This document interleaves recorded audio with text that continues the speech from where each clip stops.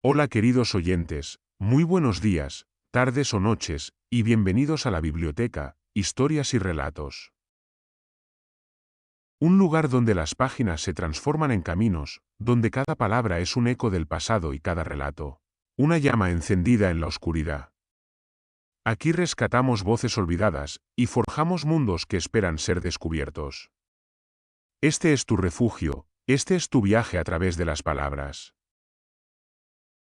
Si estas historias despiertan tu imaginación, si sientes que la biblioteca debe seguir iluminando senderos, apóyala, comparte su voz, suscríbete para no perderte ningún relato y ofrece tu like, como quien enciende una antorcha para que esta llama nunca se apague.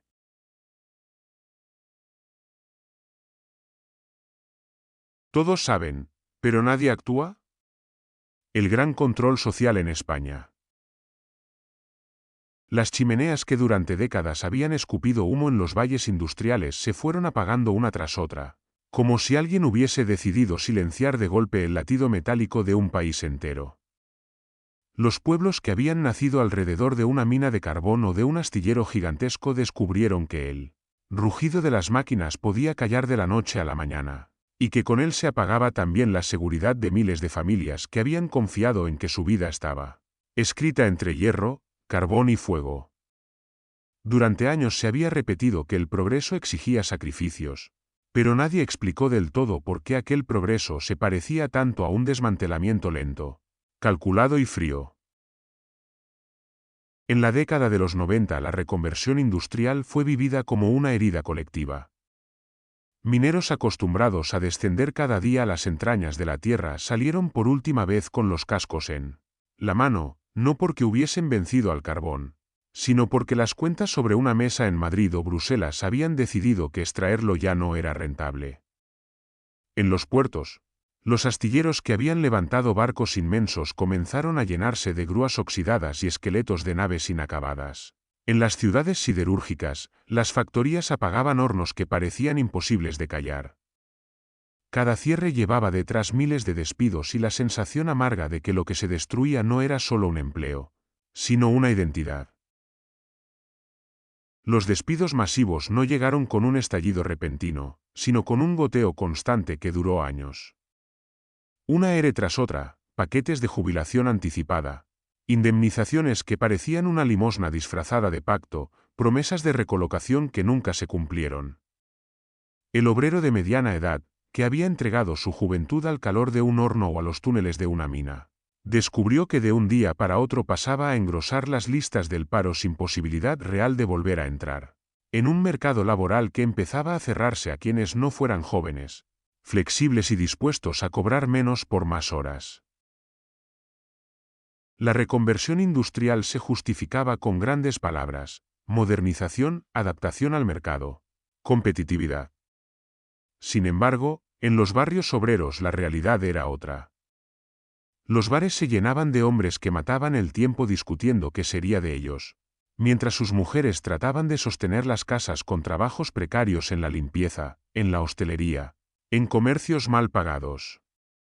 Los hijos crecían viendo cómo los símbolos de orgullo de sus padres, los cascos, las botas, las manos curtidas, se convertían en recuerdo inútil.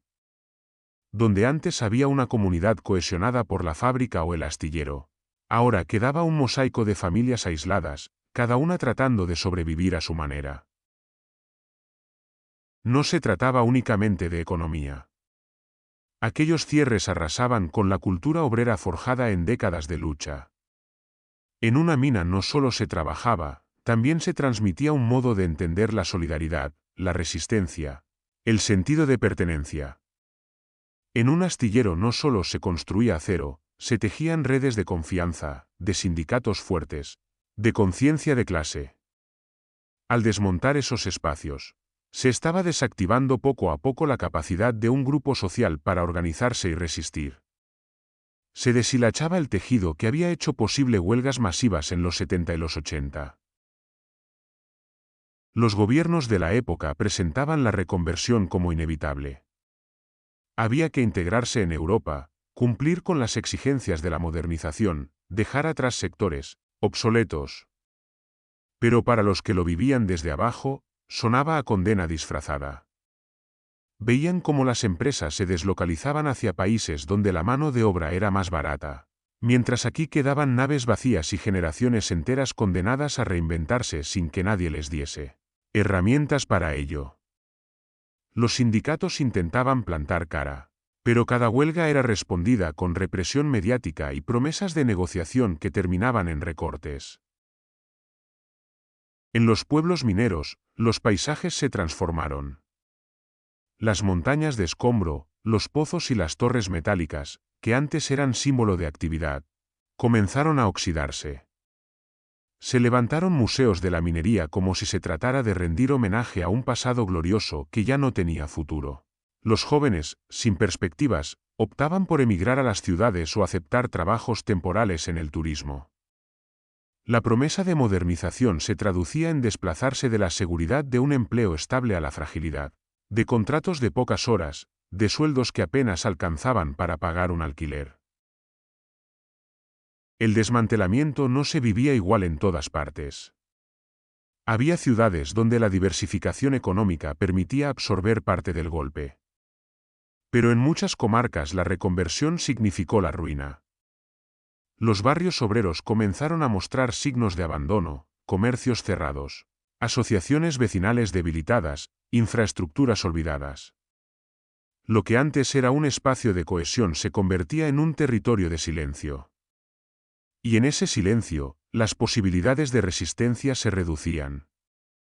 No era fácil organizar una huelga cuando ya no había un astillero que reuniera a miles de trabajadores bajo un mismo techo, ni una mina que concentrara la rabia y el esfuerzo en un mismo turno. Las cifras macroeconómicas, con el tiempo, se usaron para justificar la operación. España se convertía en un país de servicios, más adaptado al turismo, más flexible. Sin embargo, la herida quedaba abierta. Cada despido no solo significaba una familia en paro, significaba también la erosión de la memoria colectiva de lucha.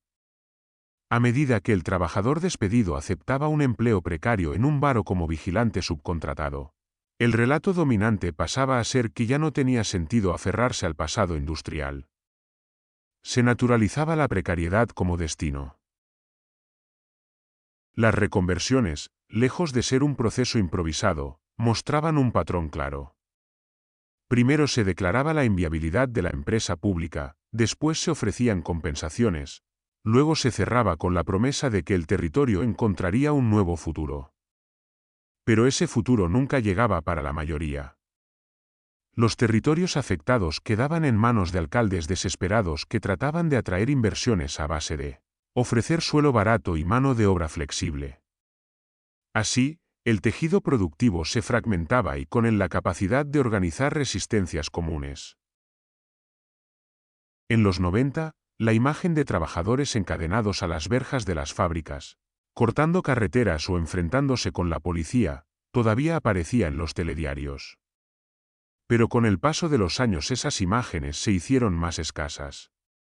No porque la rabia hubiera desaparecido, sino porque la dispersión del empleo hacía más difícil sostener un pulso. Donde antes bastaba con paralizar una fábrica para que toda una comarca se pusiera en pie, ahora hacía falta coordinar decenas de pequeños empleos sin vínculo común. La reconversión industrial fue, en apariencia, un capítulo económico. Pero en realidad se trataba de una operación de ingeniería social de gran alcance. Destruir la industria significaba destruir un modo de vida y, sobre todo, debilitar la capacidad de resistencia colectiva. Los que diseñaron ese proceso sabían que un país sin grandes centros de trabajo es también un país sin grandes huelgas. Cada cierre era un golpe no solo al empleo, sino a la memoria obrera. Y así, poco a poco, el ruido de las máquinas fue sustituido por el murmullo de bares llenos de parados, por conversaciones resignadas y por una nueva normalidad donde el futuro se reducía a sobrevivir como se pudiera. En esa década, muchos no lo supieron ver del todo. Parecía una crisis más, una etapa de transición. Pero el tiempo demostraría que lo que se estaba construyendo era un nuevo modelo de país, donde los servicios y el turismo reemplazarían a la industria, y donde la fuerza colectiva de los trabajadores quedaría disuelta en la precariedad.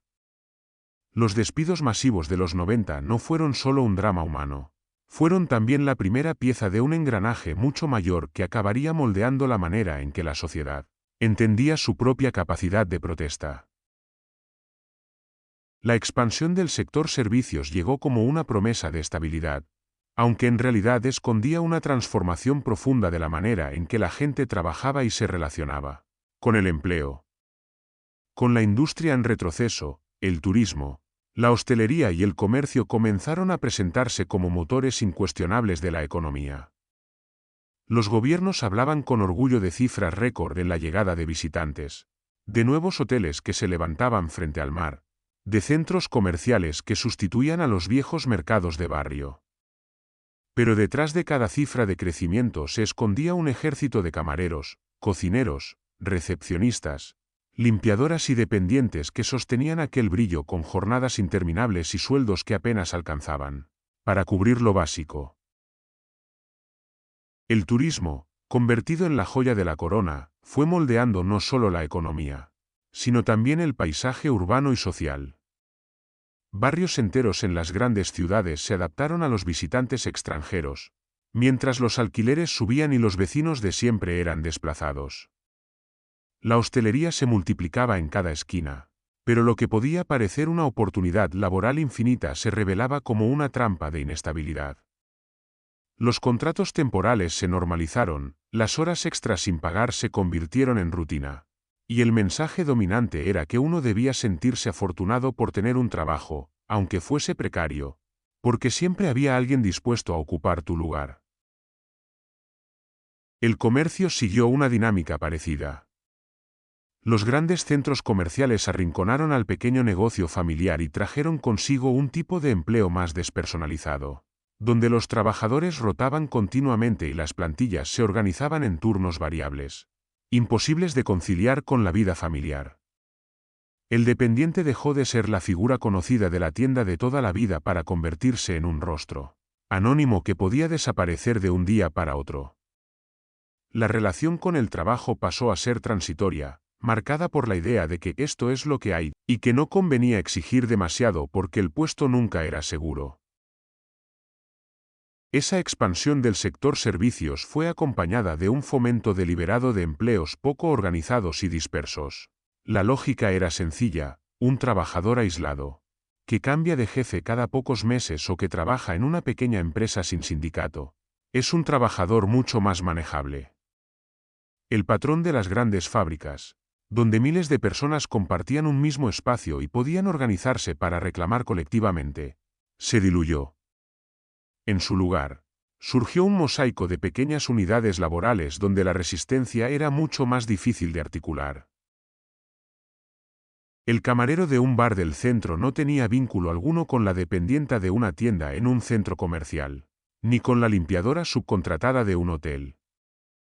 Aunque todos compartían la misma precariedad, la dispersión física y la falta de estructuras de organización impedían que esa rabia común se convirtiera en una fuerza de choque. El trabajo se fragmentó, y con él se fragmentó también la posibilidad de un movimiento obrero fuerte.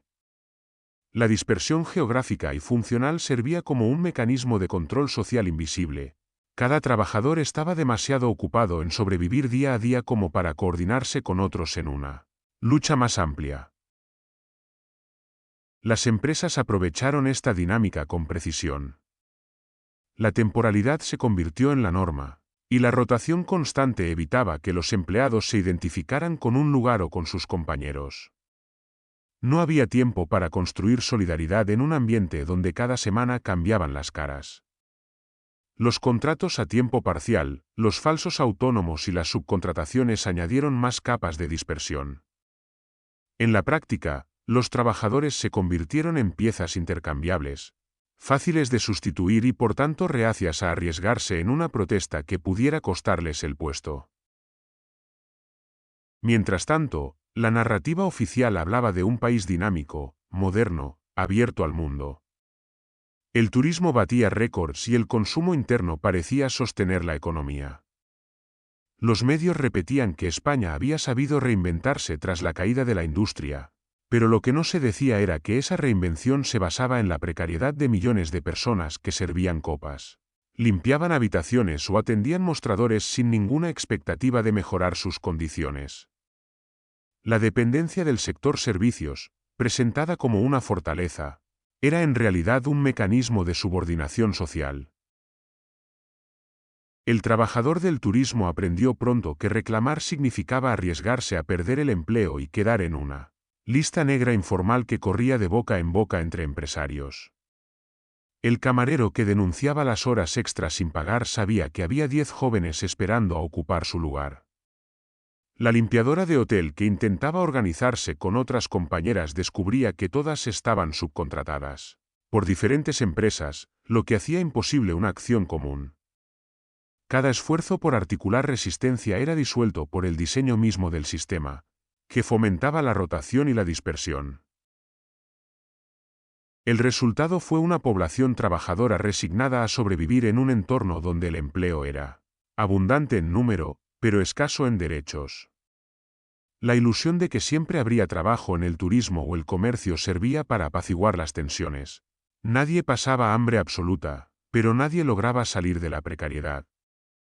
Era un equilibrio calculado, donde la abundancia de empleos mal pagados se ofrecía como alternativa a la falta total de empleo que habían traído los cierres industriales. La elección parecía evidente: aceptar la fragilidad del sector servicios o enfrentarse al desempleo sin horizonte. En los barrios obreros, la transformación se percibía con claridad. Donde antes las conversaciones giraban en torno a la fábrica o al astillero, ahora se hablaba de la nueva tienda en el centro comercial, del turno en el hotel, de las propinas en el bar de moda. Las familias se reorganizaban en función de horarios impredecibles, con padres e hijos trabajando en turnos distintos, apenas viéndose en casa. La precariedad se infiltraba en la vida cotidiana no solo como problema económico, sino como fractura social y cultural. La expansión del sector servicios, lejos de ser un fenómeno natural, fue dirigida y fomentada como salida estratégica. El país se fue configurando deliberadamente como una economía de camareros, recepcionistas y dependientes. Y esa estructura, más allá de su aparente dinamismo, consolidaba un modelo de control social donde la protesta era casi imposible. Los trabajadores dispersos, sin tiempo ni seguridad, aprendieron a aguantar, a callar y a aceptar que la lucha colectiva de sus padres en las fábricas pertenecía a otro tiempo. La dependencia creciente del turismo como motor económico se convirtió en el relato oficial que marcó las 2 primeras décadas del nuevo siglo. Lo que al principio parecía una transición coyuntural, mientras se buscaban nuevas fuentes de riqueza tras la caída de la industria pesada, acabó consolidándose como el eje central de la economía. España pasó a presentarse ante el mundo como un país de playas interminables, ciudades históricas y gastronomía atractiva, un escaparate diseñado para el visitante extranjero más que para la vida de quienes lo habitaban. El discurso político celebraba cada año los récords de llegadas de turistas como si fueran un triunfo nacional. Se hablaba de millones de visitantes, de la aportación del turismo al PIB, de la creación constante de empleo. Pero esos empleos eran frágiles, temporales y muchas veces estacionales. La fuerza de trabajo se adaptaba al calendario de verano o a los picos de temporada, quedando a la deriva en los meses de baja actividad.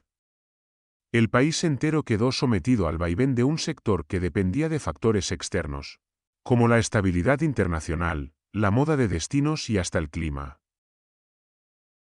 En las regiones costeras y en las grandes capitales, la identidad misma de las ciudades comenzó a girar en torno al visitante. Los centros históricos se llenaron de apartamentos turísticos, los barrios se transformaron en parques temáticos, y la vida cotidiana de los vecinos quedó subordinada a la lógica del consumo rápido. La riqueza que generaba el turismo no se distribuía equitativamente. Se concentraba en manos de cadenas hoteleras, fondos de inversión y grandes grupos empresariales, mientras los trabajadores cargaban con la parte más dura del modelo. El país, dependiente de esa fuente principal de ingresos, se hacía vulnerable a cualquier crisis global. Esa dependencia, sin embargo, no era casual. Mientras se ensalzaba el turismo, se permitía que la industria desapareciera poco a poco. Las fábricas, que habían sido el corazón económico en tantas regiones, fueron cerrando o trasladándose a Europa del Este y Asia. La deslocalización se presentaba como un proceso inevitable. Las empresas aseguraban que necesitaban reducir costes para sobrevivir en un mercado global cada vez más competitivo. Pero detrás de ese argumento había una lógica de saqueo. Se abandonaban territorios enteros porque en otros lugares la mano de obra era más barata y menos protegida. Los trabajadores que durante años habían entregado su esfuerzo en esas fábricas se encontraron con la amarga noticia de que la producción se marchaba a Polonia, a Rumanía, a China, a Vietnam. Allí los sueldos eran una fracción de los españoles y las normativas laborales mucho más laxas. La globalización se convertía así en una herramienta para disciplinar a la clase trabajadora. Cada vez que alguien intentaba reivindicar mejores condiciones, el fantasma de la deslocalización servía como amenaza. Si protestas, la empresa se va, se repetía, y en la mayoría de los casos no era un simple chantaje, sino una realidad cumplida. La deslocalización tuvo efectos devastadores en las comarcas industriales. Ciudades que habían crecido alrededor de una fábrica vieron desaparecer de un día para otro su principal sustento económico. Los polígonos industriales se llenaron de naves vacías y carteles de "se alquila". Las generaciones jóvenes entendieron pronto que ya no había futuro en seguir la tradición de sus padres y abuelos. El trabajo estable en una línea de montaje o en un taller especializado se había esfumado. En su lugar, les esperaba la hostelería, el turismo o la emigración. Esa doble dinámica, turismo en expansión y deslocalización industrial, consolidó una estructura económica dependiente y vulnerable. España, en lugar de fortalecer sectores estratégicos, quedó atrapada en un modelo basado en servir al extranjero y en importar manufacturas producidas lejos. Los discursos de modernización ocultaban que el país renunciaba a la soberanía productiva y se colocaba en una posición subordinada en la cadena global. La industria marchaba al este y a Asia, mientras aquí se celebraba la apertura de un nuevo resort o de otro centro comercial enfocado en el consumo masivo. En los hogares obreros, la experiencia era dolorosa. El padre que había trabajado en una fábrica de electrodomésticos durante 20 años veía cómo la empresa cerraba para abrir otra planta en República Checa. Su hijo encontraba empleo como camarero en un bar de turistas ingleses.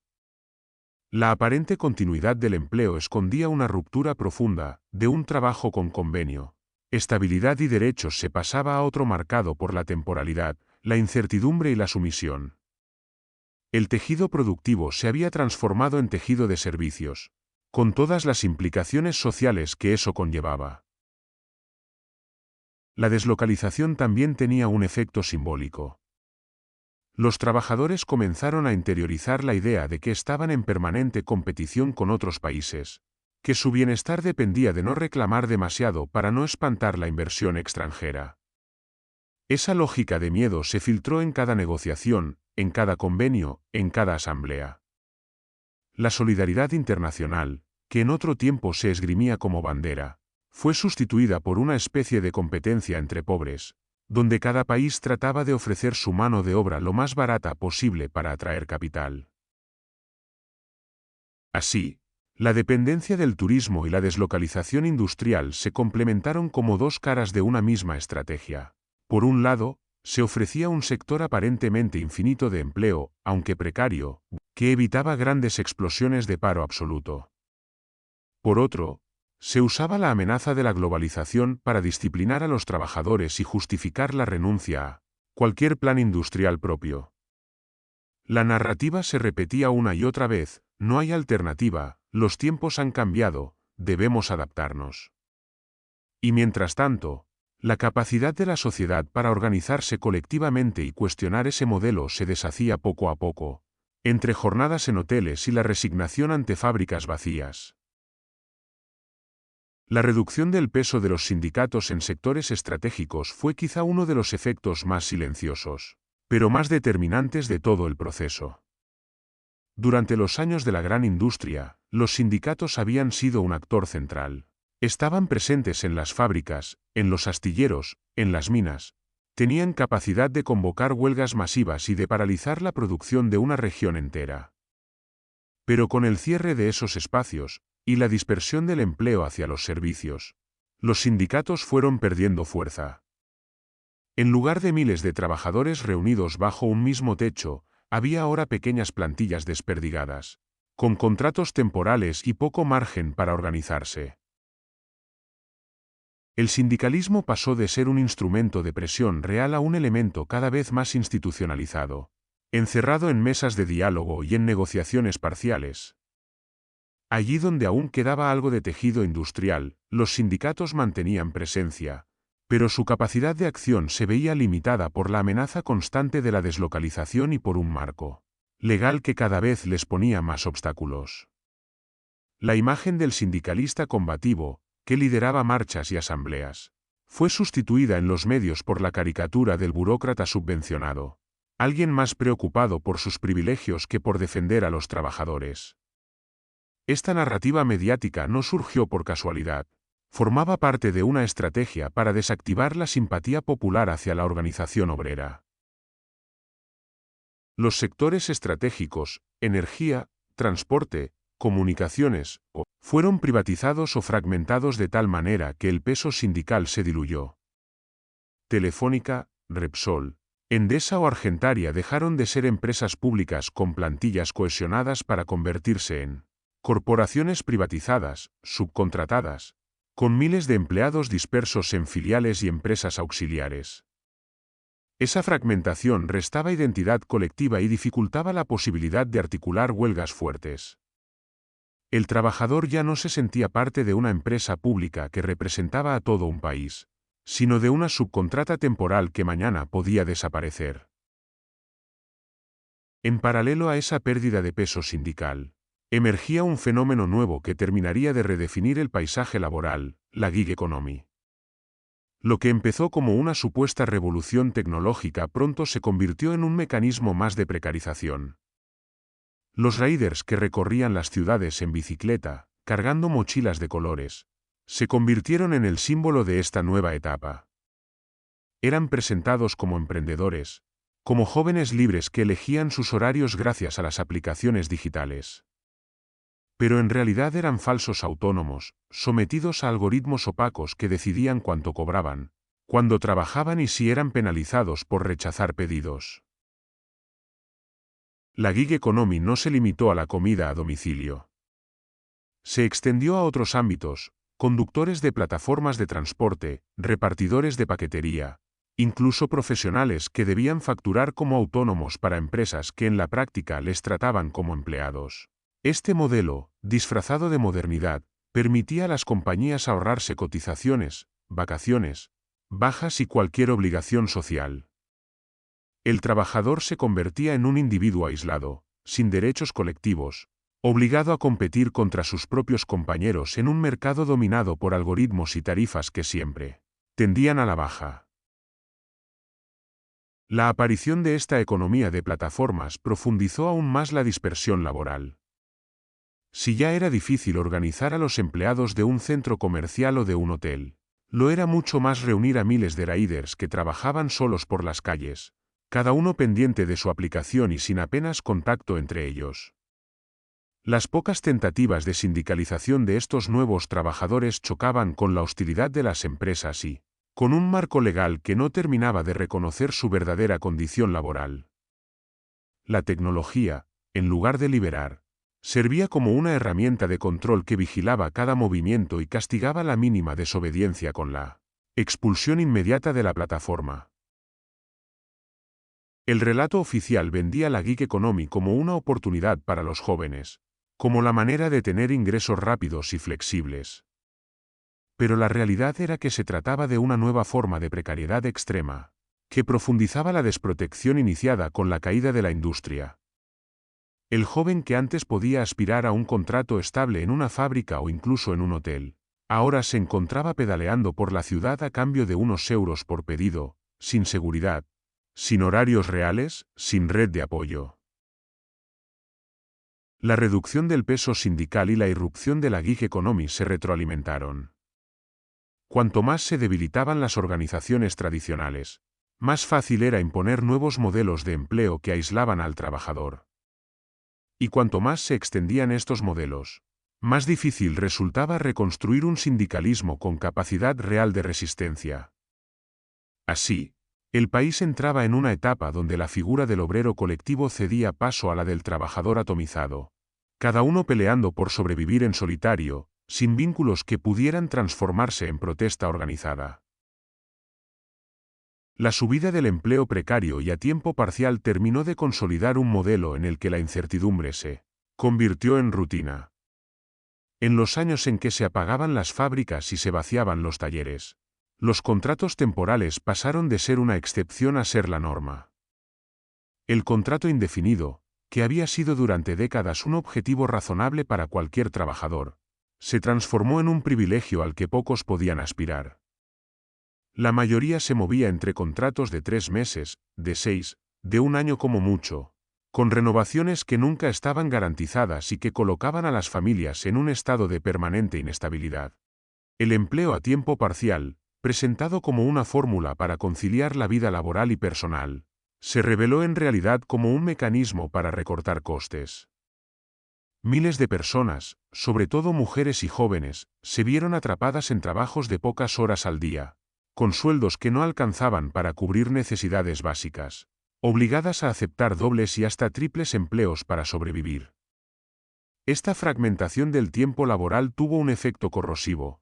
Impedía organizar la vida en torno a horarios estables. Dificultaba la participación en actividades comunitarias, sobre todo, hacía casi imposible la militancia sindical o política. La precariedad no solo golpeaba el bolsillo, también consumía la energía necesaria para rebelarse. Las estadísticas oficiales maquillaban esta realidad al mostrar una reducción del paro.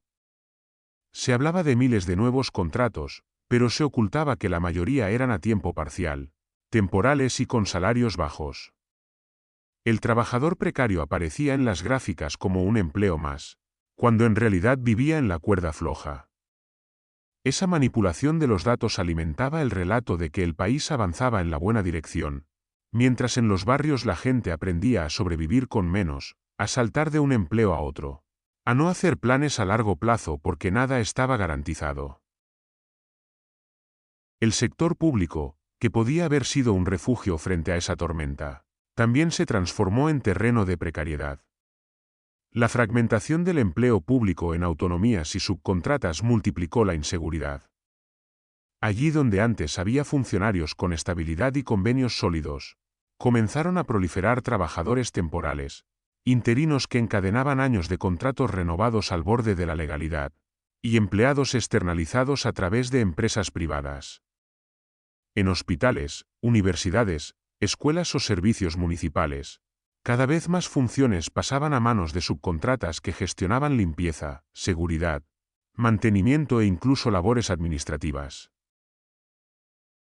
Esta dinámica erosionaba la idea de un servicio público cohesionado. En un mismo hospital convivían médicos funcionarios, enfermeras interinas y limpiadoras contratadas por una empresa externa que podía cambiar cada 2 años. Esa división generaba desigualdades salariales, diferencias en las condiciones de trabajo y una barrera invisible entre compañeros que, en teoría, formaban parte de la misma institución. Al fragmentar al personal, se debilitaba la posibilidad de organizar protestas conjuntas y se sembraba la desconfianza. Cada grupo defendía lo suyo, sin una conciencia unitaria de pertenencia a un cuerpo común.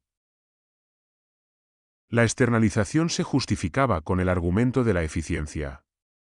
Se afirmaba que las empresas privadas podían gestionar ciertos servicios mejor y más barato. Pero lo que realmente sucedía era que los costes laborales se reducían a costa de los trabajadores. El ahorro no se traducía en mejores servicios para la ciudadanía, sino en beneficios para las empresas contratadas. Y mientras tanto, la precariedad se colaba también en los espacios públicos, socavando la idea de que allí aún quedaba un reducto de estabilidad. En las autonomías, la gestión descentralizada multiplicó esta lógica. cada comunidad desarrolló sus propias políticas de contratación, generando un mosaico desigual en el que un mismo puesto podía tener condiciones muy distintas según la región. Esa fragmentación complicaba la posibilidad de luchas a nivel nacional. Lo que en otra época hubiera sido una huelga de sanitarios o de docentes a escala estatal, ahora se reducía a protestas localizadas, más fáciles de neutralizar. La descentralización, que en teoría buscaba acercar la administración a los ciudadanos, se convirtió en un mecanismo adicional para diluir la fuerza colectiva de los trabajadores públicos. La subida del empleo precario y la fragmentación del sector público terminaron de instalar en la sociedad una normalidad resignada. El contrato temporal ya no se percibía como una injusticia, sino como el camino natural de la mayoría. El trabajador aprendía a no esperar demasiado, a vivir al día, a no confiar en promesas de estabilidad. En esa aceptación silenciosa se encontraba la mayor victoria del sistema.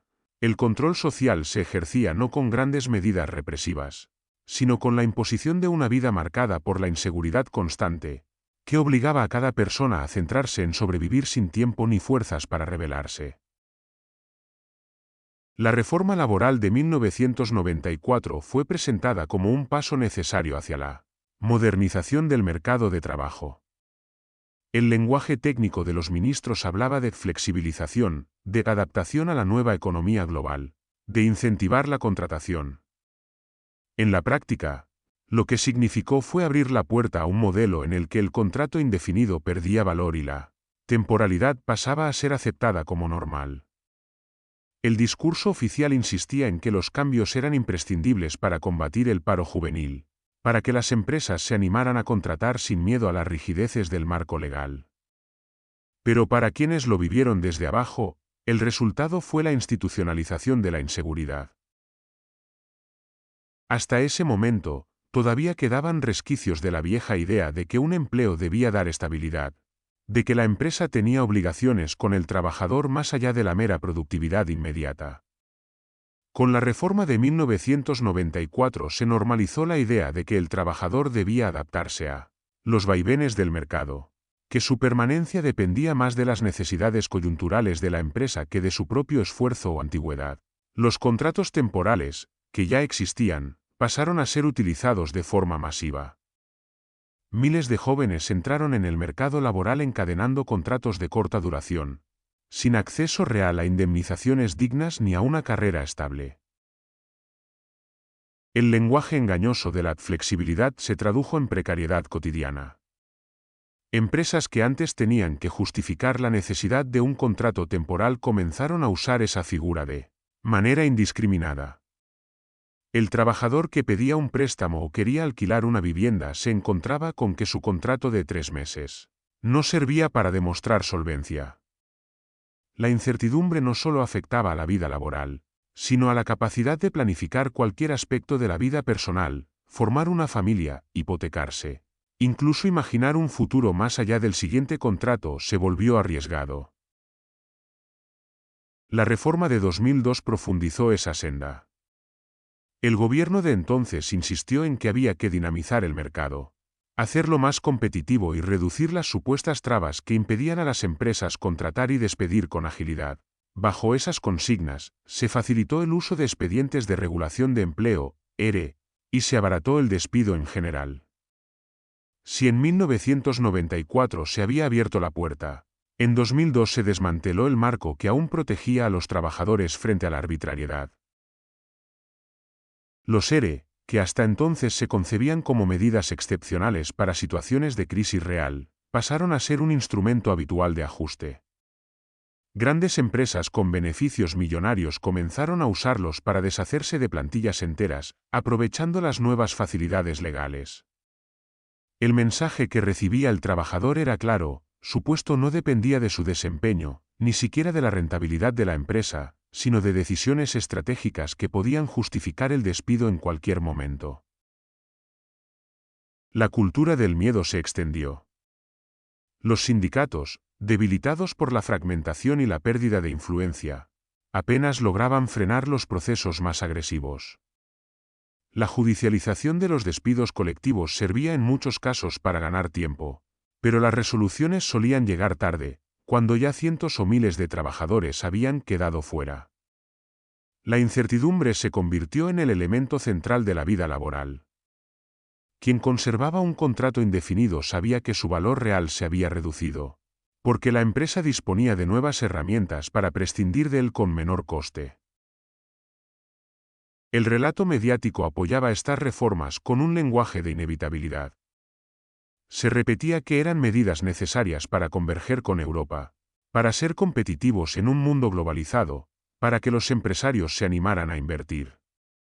Las voces críticas eran relegadas al margen, presentadas como nostálgicas de un pasado que ya no tenía cabida. Pero lo que se estaba configurando no era solo un marco legal distinto, era un cambio cultural. El trabajador comenzó a interiorizar que la estabilidad era una excepción, que la norma sería el cambio constante, la adaptación forzosa, la renuncia a cualquier expectativa de continuidad. La reforma de 2002 marcó un punto de inflexión en la conciencia social. Si la de 1994 había abierto la grieta, esta segunda reforma la ensanchó hasta convertirla en un abismo. El trabajador pasó a depender por completo de la voluntad de la empresa, y la negociación colectiva perdió aún más terreno. Los despidos, más baratos, se convirtieron en una herramienta de disciplina. Bastaba con el rumor de un ERE para que una plantilla entera aceptara rebajas salariales o recortes de derechos, con tal de conservar el empleo. La amenaza de la pérdida masiva de puestos de trabajo se transformó en un chantaje recurrente, efectivo y devastador. El resultado fue un mercado laboral donde la precariedad ya no era un accidente, sino la estructura central. Los jóvenes entraban en él con contratos temporales que se renovaban una y otra vez, mientras los mayores vivían con el miedo constante a un despido colectivo que podía dejarlos fuera a los 50 años, sin posibilidad real de recolocación. El país, que había vendido las reformas como un paso hacia la modernidad, descubrió que esa modernidad se parecía demasiado a un retroceso en derechos y a un futuro incierto para millones de personas. La reforma de 2010 llegó en plena crisis financiera, cuando las imágenes de desahucios, colas del paro y cierres de negocios se habían convertido en parte del paisaje cotidiano. El gobierno de entonces insistía en que el país debía enviar un mensaje de confianza a los mercados internacionales, que era necesario flexibilizar el marco laboral para recuperar la senda del crecimiento. Las palabras parecían abstractas, pero lo que implicaban para millones de trabajadores era muy concreto: abaratar el despido y facilitar que las empresas ajustaran sus plantillas a voluntad. Hasta entonces, al menos en teoría, el despido improcedente debía ser castigado con indemnizaciones suficientes como para disuadir a las empresas de abusar de él.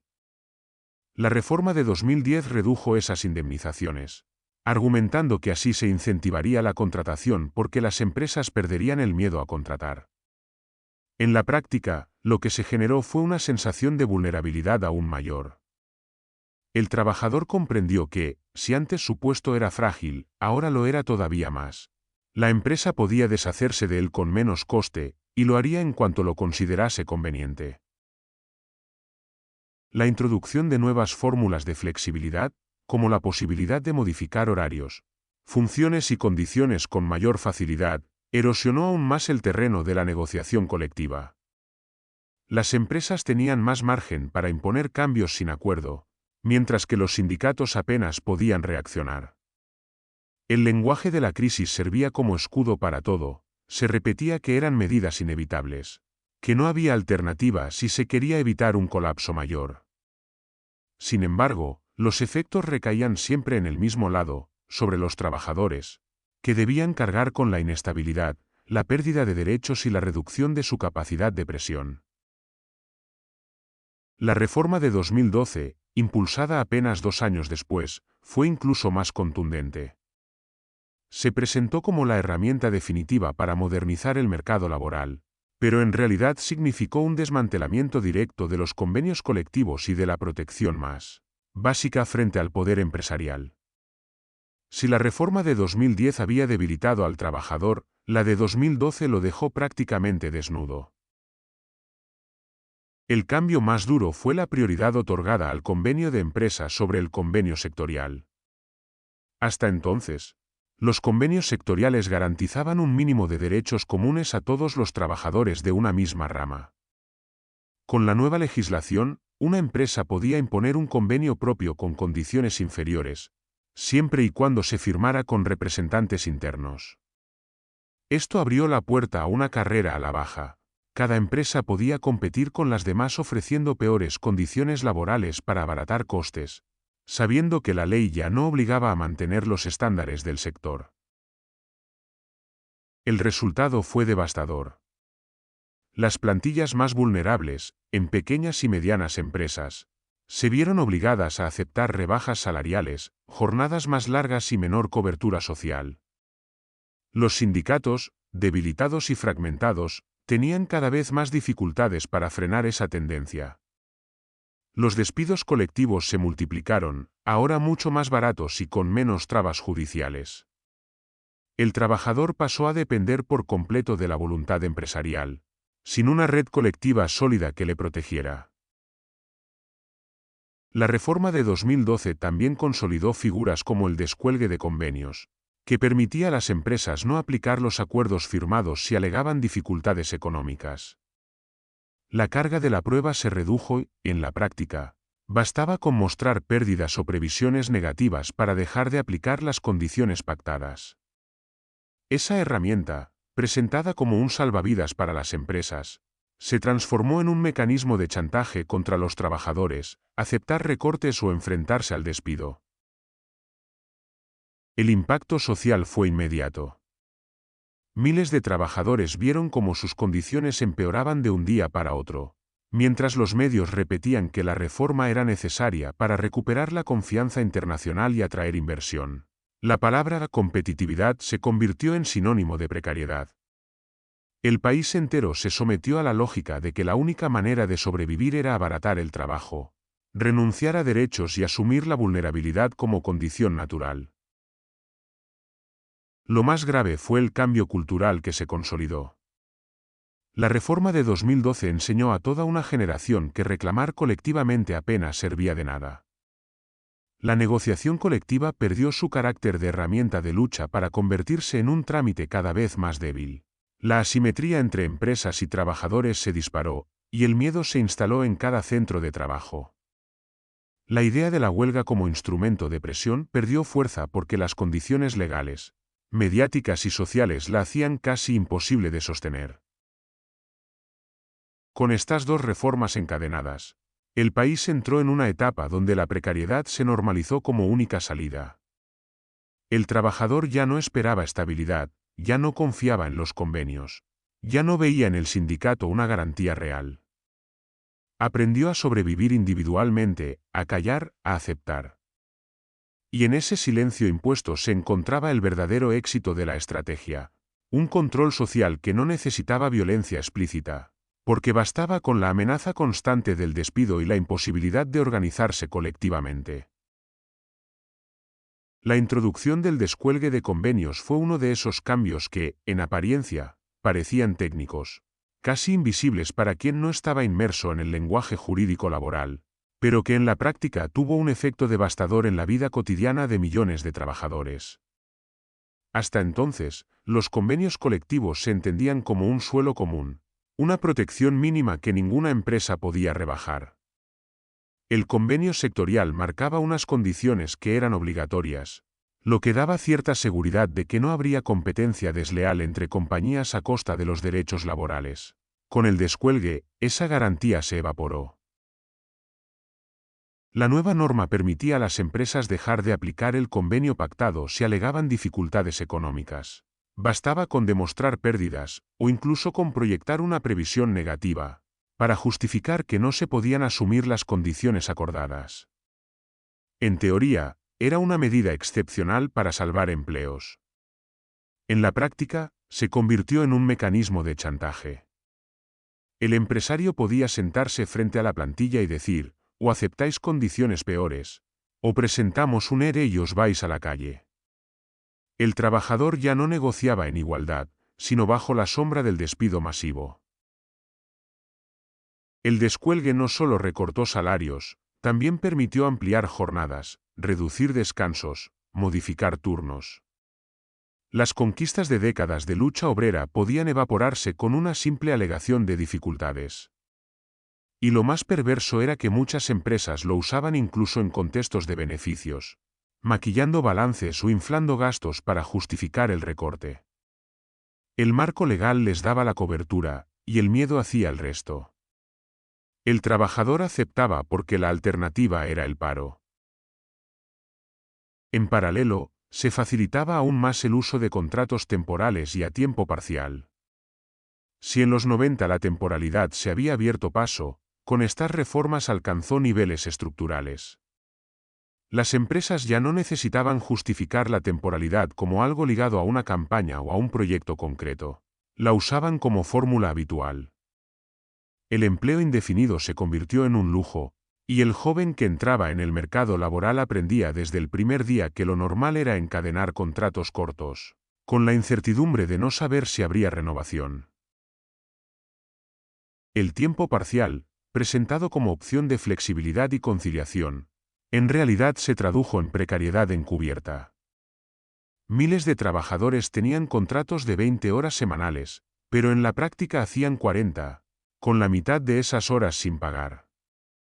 La empresa se beneficiaba de esa elasticidad, podía cubrir picos de trabajo sin asumir mayores costes, mientras mantenía al trabajador en una situación de dependencia absoluta. El empleado nunca sabía cuántas horas haría el mes siguiente, lo que impedía organizar su vida o sus ingresos. El efecto combinado de la temporalidad y el tiempo parcial fue devastador. Las estadísticas mostraban creación de empleo, pero ese empleo no daba estabilidad ni permitía construir un proyecto vital. Familias enteras sobrevivían con sueldos fragmentados, sumando varios empleos a tiempo parcial para alcanzar un ingreso equivalente a lo que antes daba un solo contrato a jornada completa. El trabajador vivía cansado, siempre al límite, con la energía consumida en el esfuerzo por cuadrar horarios y gastos. Y esa fatiga era también una forma de control, agotado, sin tiempo para organizarse, sin horizonte claro, resultaba más dócil frente a las exigencias de las empresas. El abaratamiento del despido improcedente fue la pieza final que cerró el círculo. Durante décadas, la indemnización por despido había funcionado como un freno, un coste que obligaba a las empresas a pensarlo 2 veces antes de prescindir de alguien sin causa justificada. Al reducirse esas indemnizaciones, el despido se convirtió en una opción mucho más barata y, por tanto, mucho más frecuente. El trabajador entendió que su permanencia en la empresa ya no dependía de su valía ni de su esfuerzo, sino de la conveniencia económica del momento. Ese cambio instaló una cultura del miedo permanente. Bastaba con que un jefe insinuara la posibilidad de despido para que cualquier reivindicación se desactivara. La relación de fuerzas se inclinó de manera casi irreversible, el trabajador quedaba siempre a la defensiva, agradecido por conservar su puesto aunque fuera en condiciones cada vez peores. Y esa gratitud forzada era la forma más eficaz de control social. Nadie protestaba demasiado cuando sabía que podía ser sustituido en cualquier momento y a bajo coste.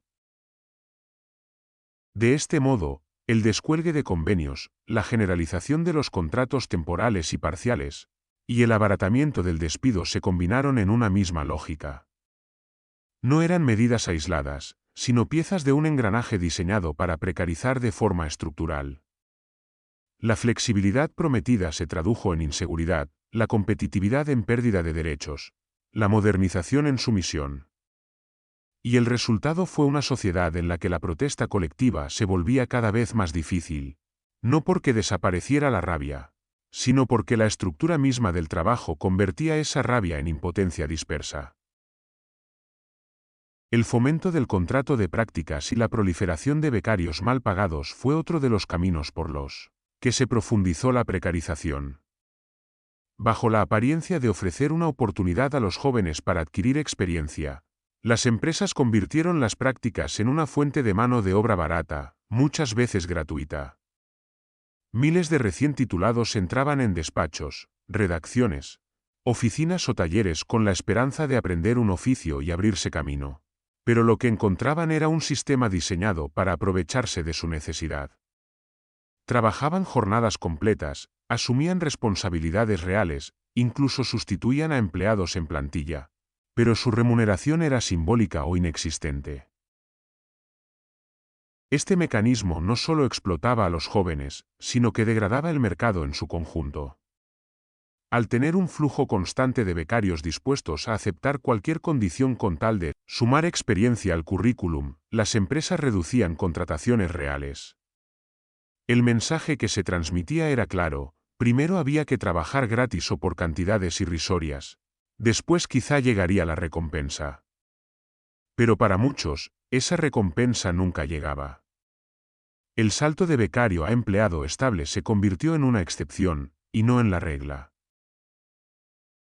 En paralelo, las empresas de trabajo temporal, ETTS, se expandieron como el símbolo de un mercado donde los trabajadores eran concebidos como piezas intercambiables.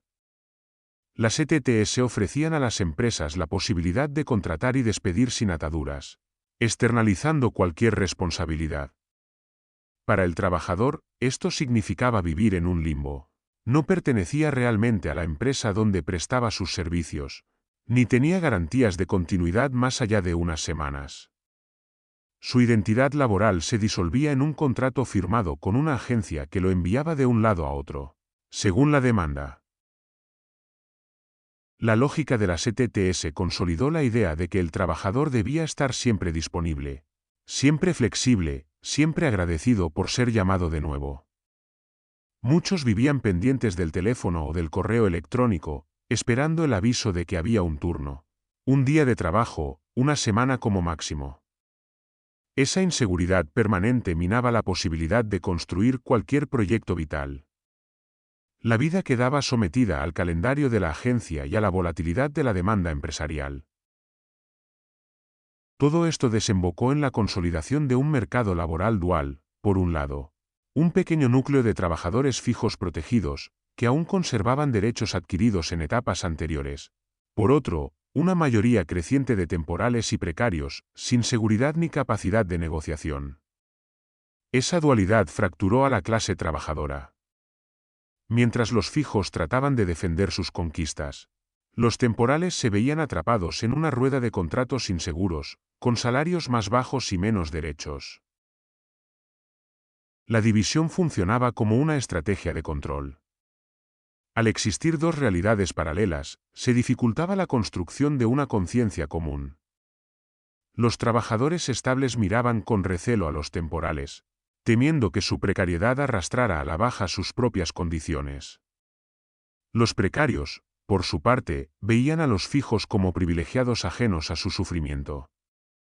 Esa fractura debilitaba cualquier intento de lucha unitaria, y permitía a las empresas jugar con esa división para imponer recortes y mantener la disciplina. El mercado laboral dual se convirtió en un rasgo estructural del país.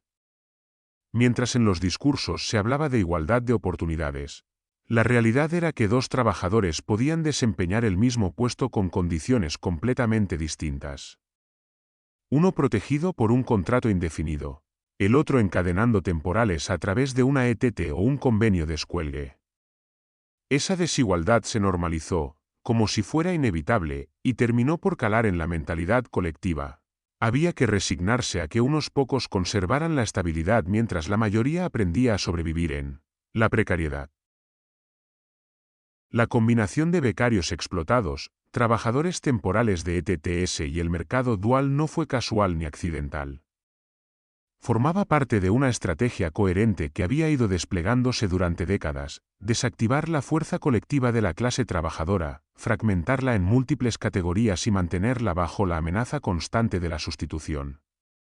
Así, el control social se ejercía sin necesidad de grandes medidas represivas, bastaba con un marco legal y económico que convirtiera la precariedad en norma y la solidaridad en excepción. La oleada de privatizaciones en los años 90 y principios de los 2000 marcó un antes y un después en la estructura económica del país.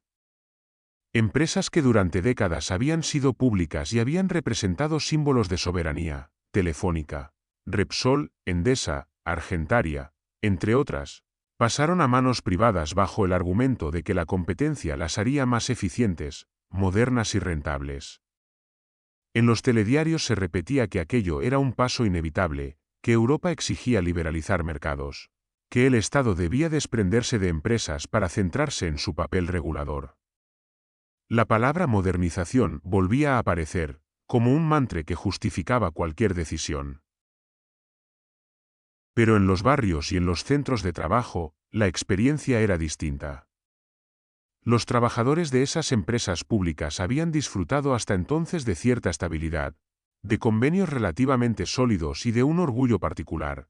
Sabían que su labor formaba parte de un servicio que pertenecía a todos. Con la privatización, ese vínculo se rompió. La empresa dejó de ser un proyecto colectivo para convertirse en una máquina de beneficios. Las plantillas comenzaron a sufrir recortes, externalizaciones, presiones para producir más con menos. El discurso del servicio público fue sustituido por la lógica del accionista. Telefónica es quizás el ejemplo más visible. Lo que había sido la gran compañía nacional de telecomunicaciones se transformó en un gigante privado con presencia global, pero a costa de fragmentar sus servicios en subcontratas. Muchos trabajadores que antes se sentían parte de una misma empresa fueron expulsados hacia filiales o compañías auxiliares, con peores condiciones y menos derechos. Lo que antes era un empleo relativamente seguro pasó a ser un contrato precario en una empresa externa, sin identidad ni protección. Con Repsol y Endesa sucedió algo similar. Energía y petróleo, sectores clave para la independencia de cualquier país, quedaron bajo el control de consejos de administración preocupados por los dividendos y no por garantizar un suministro accesible. Los precios empezaron a fluctuar al ritmo del mercado internacional, y las inversiones se guiaron más por la rentabilidad financiera que por las necesidades estratégicas del territorio. Los ciudadanos, que en teoría debían beneficiarse de la liberalización, comenzaron a pagar facturas más altas mientras los beneficios empresariales se disparaban. La banca pública tampoco escapó. Argentaria, que había nacido como agrupación de entidades financieras estatales, fue absorbida en el proceso de privatización y acabó fusionada en uno de los grandes bancos privados del país. Esa transformación significó que el Estado perdiera una herramienta fundamental para orientar el crédito y apoyar proyectos estratégicos. Lo que quedaba en pie de la capacidad de planificación económica pasó a depender de la lógica privada. La entrada de multinacionales extranjeras en sectores estratégicos fue el complemento natural de este proceso. Con la privatización, se abrió la puerta a que capitales foráneos adquirieran participaciones o incluso el control de empresas esenciales. Electricidad, telecomunicaciones, transporte y agua se convirtieron en terrenos donde los fondos internacionales decidían políticas y estrategias. El país quedó más expuesto a decisiones tomadas en despachos lejanos, donde el interés de la ciudadanía no era más que una variable secundaria. La narrativa mediática repetía que aquello significaba abrirse al mundo, atraer inversión, integrarse en la globalización. Pero en realidad implicaba una pérdida de soberanía y un debilitamiento de la capacidad colectiva para decidir sobre recursos básicos. La factura de la luz o el precio del teléfono ya no dependían de decisiones políticas nacionales, sino de la lógica de mercados controlados por grandes grupos privados. Y el ciudadano, convertido en cliente, apenas podía hacer otra cosa que aceptar los nuevos precios, sin posibilidad real de influir. En el plano laboral, las consecuencias fueron claras: más subcontratación, más fragmentación, más precariedad. La privatización no trajo competencia real ni servicios mejores, sino un sistema en el que lo público se retiraba y lo privado imponía sus condiciones. El trabajador perdió estabilidad, el ciudadano perdió capacidad de decisión y el país perdió instrumentos para dirigir su propio destino. La subcontratación masiva se convirtió en una de las herramientas más eficaces para transformar de raíz la Relación entre trabajadores y empresas. Lo que al principio se justificó como un modo de especializar servicios o reducir costes administrativos terminó por extenderse a casi todos los ámbitos: limpieza, seguridad, transporte, mantenimiento, atención telefónica, incluso funciones centrales de hospitales, universidades y ayuntamientos. Cada tarea que podía ser externalizada pasaba a manos de una empresa auxiliar, que competía por el contrato ofreciendo precios cada vez más bajos. Y esos precios más bajos se traducían siempre en salarios reducidos, jornadas más largas y peores condiciones. La limpieza fue uno de los sectores más golpeados. Donde antes un hospital, una escuela o una administración contrataban directamente a su personal de limpieza, ahora adjudicaban el servicio a una empresa privada. El trabajador que llevaba años limpiando los mismos pasillos de repente descubría que ya no pertenecía a la institución, sino a una compañía externa que podía perder el contrato en la siguiente licitación. Con cada cambio de empresa, el trabajador debía firmar un nuevo contrato, muchas veces perdiendo derechos adquiridos. La sensación de pertenencia desaparecía, ya no era parte del hospital, sino de una plantilla invisible que podía ser sustituida en cualquier momento. En seguridad ocurrió algo similar. Los vigilantes que custodiaban ministerios, estaciones o aeropuertos se convirtieron en empleados de empresas privadas que pujaban a la baja por conseguir contratos públicos o privados. Esa carrera por abaratar generó un círculo vicioso: salarios mínimos, falta de medios, plantillas insuficientes. El vigilante pasó a ser un trabajador precario que, paradójicamente, debía garantizar la seguridad de miles de personas sin que su propia situación laboral estuviera asegurada. El transporte también sufrió esta dinámica. Desde los conductores de autobuses urbanos subcontratados hasta el personal de logística en aeropuertos o puertos, las cadenas de subcontratación fragmentaron plantillas que antes estaban unidas. En lugar de un gran colectivo con capacidad de presión, había decenas de pequeñas empresas con contratos temporales y convenios distintos. Organizar una huelga en esas condiciones era prácticamente imposible. Mientras unos paraban, otros seguían trabajando porque dependían de otra empresa, aunque realizasen la misma labor en el mismo lugar. La fragmentación de trabajadores bajo múltiples empleadores fue la consecuencia natural de este proceso. En un mismo espacio convivían empleados de distintas compañías, cada uno con un uniforme diferente, un contrato distinto, un salario desigual. Esa dispersión rompía la identidad colectiva que había sido la base del sindicalismo clásico. ¿Cómo organizar una protesta conjunta cuando unos eran empleados directos, otros de subcontratas y otros de empresas temporales? La desconfianza se instalaba entre compañeros que en realidad compartían las mismas tareas, pero estaban divididos artificialmente por el entramado de subcontrataciones.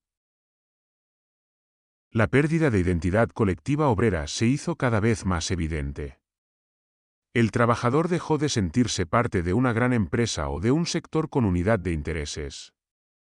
Se convirtió en un empleado individual, ligado a un contrato precario con una empresa que podía desaparecer en la siguiente adjudicación. Esa ruptura del sentido de pertenencia desactivó la capacidad de resistencia. Si cada cual se percibía como una pieza aislada, ¿qué sentido tenía arriesgarse en una huelga? ¿Qué valor tenía la solidaridad cuando el compañero de al lado podía ser de otra empresa y, por tanto, no estar obligado a apoyar la protesta? La subcontratación no solo redujo costes, rediseñó la cultura laboral. Implantó la idea de que cada trabajador estaba solo, de que debía velar únicamente por sí mismo, de que no podía confiar en una comunidad obrera que lo respaldara. Ese aislamiento, más que cualquier ley represiva, fue el mecanismo más eficaz de control social. Un país con millones de trabajadores fragmentados en cientos de subcontratas, sin vínculos colectivos ni identidad común, era un país mucho menos capaz de organizarse y plantarle cara al poder económico. UGT y comisiones obreras, que durante la transición habían sido símbolos de lucha obrera y referentes en la conquista de derechos, fueron poco a poco absorbidos por la dinámica institucional del llamado diálogo social. Lo que en su origen había sido concebido como un espacio de negociación para mejorar las condiciones de la clase trabajadora se transformó en una mesa rutinaria donde los acuerdos llegaban casi siempre recortados, domesticados, adaptados a los límites impuestos por gobiernos y patronal. Los grandes sindicatos pasaron de organizar huelgas masivas y movilizaciones combativas a firmar pactos que desactivaban conflictos a cambio de concesiones menores. Esa transformación no ocurrió de la noche a la mañana. Fue un proceso lento en el que la pérdida de músculo en las fábricas, la dispersión del empleo en los servicios y el endurecimiento de las leyes laborales hicieron cada vez más difícil sostener movilizaciones amplias. Ante esa realidad, UGT y comisiones obreras optaron por integrarse en la lógica institucional, asegurando su presencia en mesas de negociación donde su papel era reconocido por el Estado y por la patronal, pero a costa de alejarse de la base. Los trabajadores comenzaron a ver a sus dirigentes más en televisión y en ruedas de prensa que en las asambleas de barrio o de centro de trabajo. La dependencia de subvenciones públicas reforzó ese viraje. Parte importante de la financiación de los sindicatos empezó a provenir de fondos estatales y autonómicos, así como de cursos de formación y programas subvencionados. Ese dinero, en teoría destinado a fortalecer la organización, terminó convirtiéndose en una cadena invisible que limitaba su autonomía. Resultaba difícil morder la mano que te alimenta. Cada vez que surgía un conflicto, el miedo a perder esas subvenciones actuaba como freno. El sindicalismo de base, combativo y autónomo, se veía desplazado por un sindicalismo institucional, más preocupado por mantener su espacio en el tablero político que por canalizar la rabia creciente de los trabajadores. Para muchos empleados, esa mutación fue una traición. La sensación era que los grandes sindicatos habían pasado de ser herramientas de lucha a convertirse en engranajes, más del sistema, que negociaban por arriba lo que se perdía por abajo. Mientras las reformas laborales recortaban derechos, UGT y comisiones obreras firmaban acuerdos que maquillaban los retrocesos con algún avance menor. Los trabajadores percibían que sus representantes se habían instalado en una dinámica burocrática, desconectada de la vida real en los centros de trabajo, y que su discurso estaba cada vez más lejos de las asambleas combativas de antaño. No quiere decir que desaparecieran del todo las movilizaciones organizadas por ellos, pero eran cada vez más puntuales, más simbólicas, menos disruptivas. Se convocaban huelgas generales que duraban un día, con un seguimiento desigual, y que terminaban con manifestaciones masivas sin consecuencias reales en las políticas. La imagen de sindicatos combativos fue sustituida por la de interlocutores aceptables para gobiernos y patronal, una especie de válvula de escape que encauzaba el malestar sin permitir que se desbordara. Este proceso de institucionalización y dependencia financiera no fue un accidente. Formaba parte de una estrategia política más amplia para domesticar a los actores que en el pasado habían tenido la capacidad de paralizar el país. Al integrar a los sindicatos en el marco del diálogo social y hacerlos dependientes de subvenciones, se desactivaba gran parte de su potencial disruptivo. La protesta obrera, que en otras épocas había puesto contra las cuerdas a gobiernos y empresarios, se convirtió en una protesta controlada, canalizada y previsible.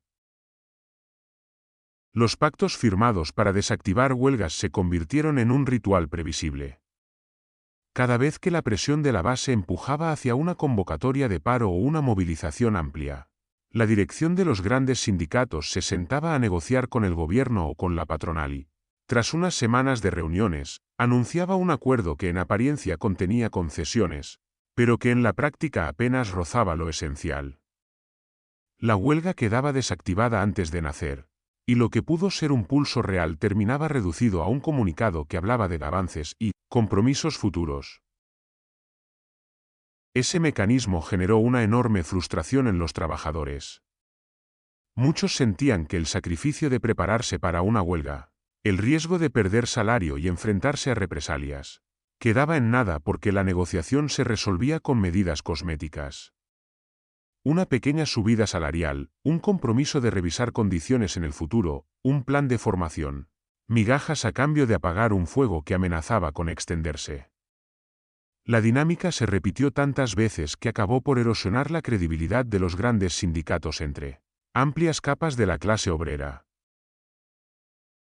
En ese vacío de confianza comenzaron a surgir sindicatos alternativos como la CGT, la CNT o el SAT.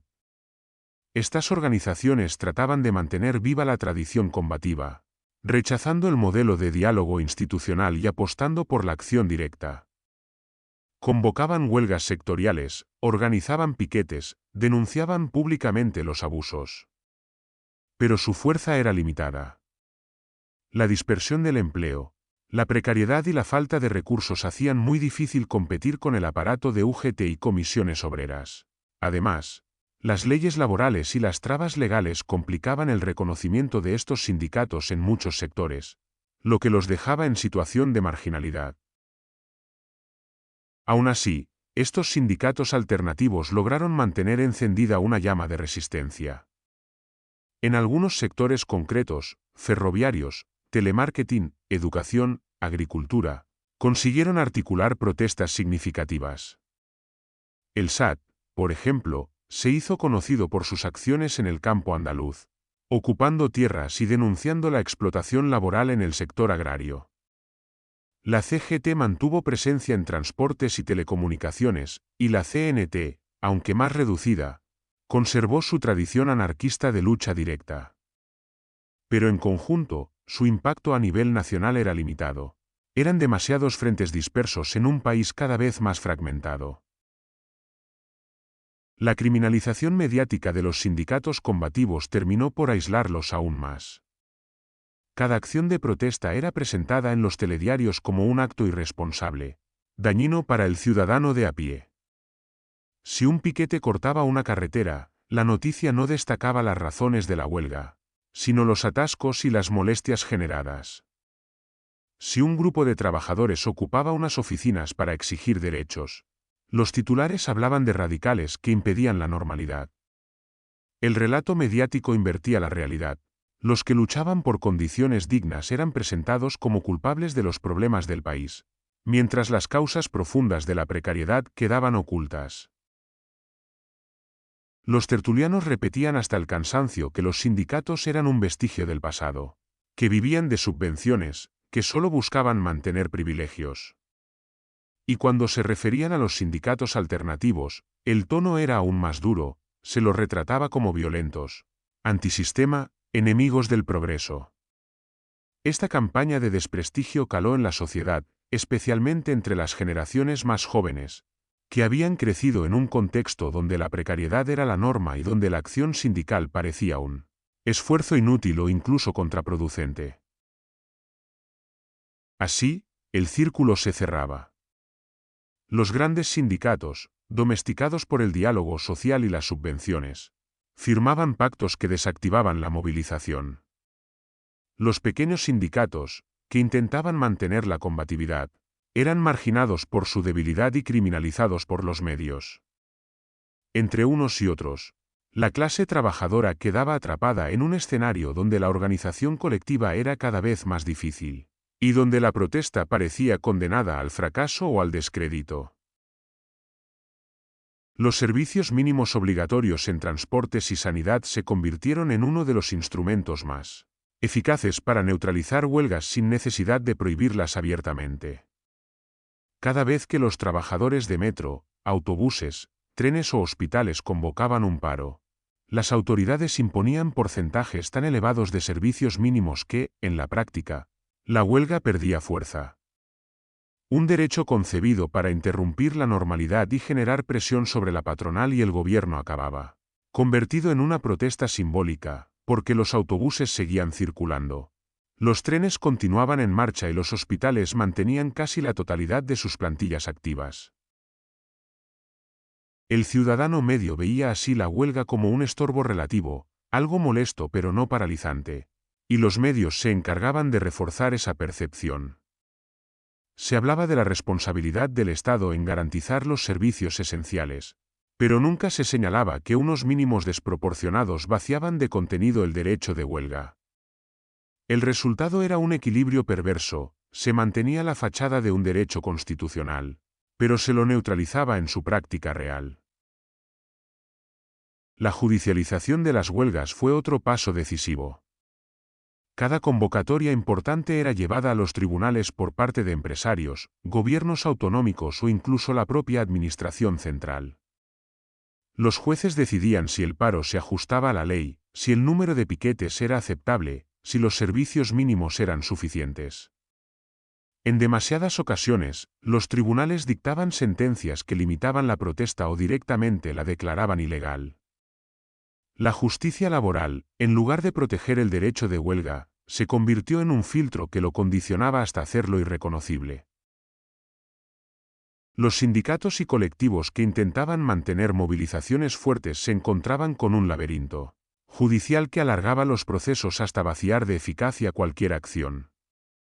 Cuando llegaba la resolución, la huelga ya había pasado, y lo que quedaba era una lista de sanciones o multas que caían sobre los organizadores. Esta estrategia generaba un efecto de disuasión. Muchos trabajadores pensaban dos veces antes de unirse a un piquete o de participar en una acción directa, temiendo que una denuncia o una sentencia les costara más caro que el salario perdido durante la huelga. Con estas herramientas, el Estado no prohibía la huelga de manera abierta, lo cual habría sido un escándalo democrático, pero la reducía a un gesto controlado, un ritual sin capacidad de presión real. El derecho constitucional se mantenía en el papel, pero estaba condicionado por un entramado de mínimos obligatorios y trabas judiciales que lo hacían inofensivo para quienes realmente ostentaban el poder económico y político. La persecución de los piquetes fue otro de los mecanismos que contribuyó a desactivar el poder real de las huelgas. Durante décadas, los piquetes habían sido el corazón de cualquier movilización. Grupos de trabajadores que recorrían talleres, comercios o fábricas para convencer a otros compañeros de sumarse al paro, reforzando así la unidad y mostrando visiblemente la fuerza colectiva. Pero a medida que se endurecieron las leyes, el piquete pasó de ser un símbolo de solidaridad a convertirse en un acto criminalizado. La policía vigilaba las concentraciones desde el primer minuto, los empresarios denunciaban coacciones y los tribunales abrían procedimientos penales por hechos tan mínimos como increpar a un esquirol. De ese modo, participar en un piquete se transformó en un riesgo personal. La amenaza de sanciones económicas o incluso de antecedentes penales disuadía a muchos trabajadores de implicarse. La huelga, sin piquetes, quedaba reducida a una decisión individual. Cada persona debía valorar en soledad si arriesgaba su salario por un día de protesta, sin sentir la presión ni el respaldo del colectivo. Se trataba, en la práctica, de despojar al derecho de huelga de su dimensión comunitaria, de atomizarlo hasta que perdiera fuerza. La Ley de Seguridad Ciudadana de 2015, conocida popularmente como Ley Mordaza, llevó este proceso a un nivel aún más alto. Con multas de hasta 600.000 euros por protestar sin autorización, por concentrarse frente a edificios públicos o incluso por difundir imágenes de la policía, la protesta social pasó a estar bajo una amenaza permanente. Las sanciones ya no eran solo penales, sino también administrativas, lo que significaba que podían imponerse de manera rápida y efectiva, sin necesidad de un juicio previo. Era un castigo inmediato que se aplicaba con la frialdad de una notificación en el buzón. El impacto de la ley Mordaza no se midió solo en las sanciones aplicadas, sino en el miedo que generó. Organizar una manifestación o un piquete pasó a ser una decisión cargada de riesgos, no solo por el salario perdido o por posibles detenciones, sino por la posibilidad de arruinarse con una multa desproporcionada.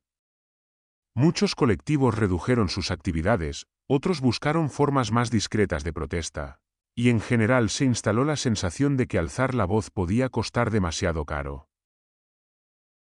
El endurecimiento de las sanciones administrativas contra la protesta completó el cuadro.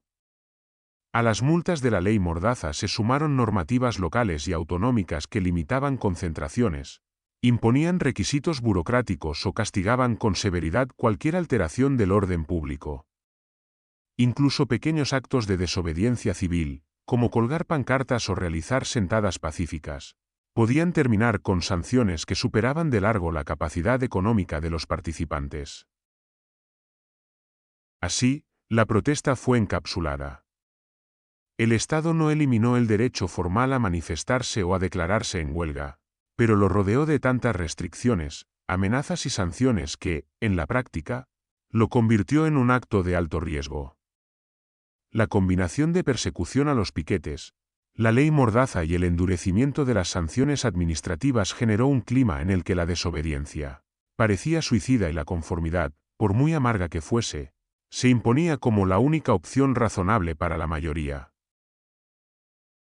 Los medios de comunicación desempeñaron un papel decisivo en el proceso de desactivar la protesta social.